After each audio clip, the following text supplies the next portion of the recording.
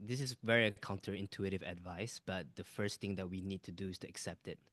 I read this book once by Tara Brach, and her book is titled Radical Acceptance, right? And radical acceptance means first being able to be where you're at, giving yourself full permission to feel what you needed to feel without trying to do something about it is the first step. And we do that by observing. And this is why the things like meditation, things like mindfulness practices helps us to slow down our thoughts, to slow down everything. Because when we are emotional, we are reactive, right? And when we're reactive, it's like we're not making choices. Mhm.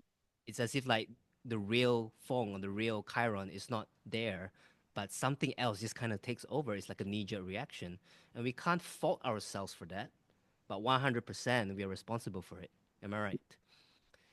So what I've learned is that we got to prepare ourselves like training wheels before the actual emotional outburst happens. And the training wheel is meditation, journaling, getting to know yourself.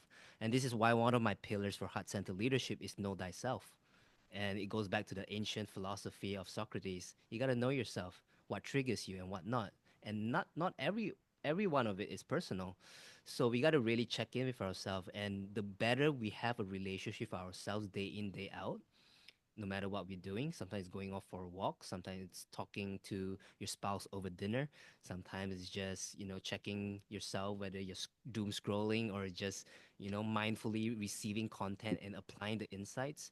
All these things are those practices that builds like, like a brick and mortar thing that builds you towards that ability to be calm in the moment and make good choices when the emotional feelings just rise up. Knowing yourself is something that we hear a lot. People say, hey, you have to know yourself first before you can help others. You have to know yourself first before you do X, Y, Z. But saying knowing yourself is one thing. How do you know that you actually know yourself? Are there things that you can ask yourself? Do you walk around to your family members like, what do you think about me?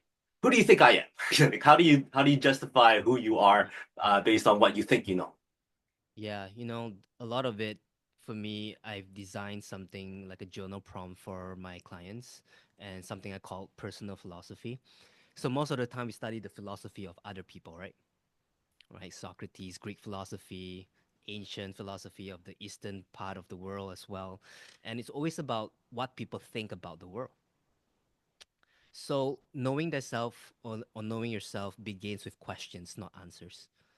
We need to learn ourselves powerful questions, and this is why being in the presence of a coach or a mentor or someone of a trusted advisor is so important, because they'll ask us questions that confront us with inconvenient truths.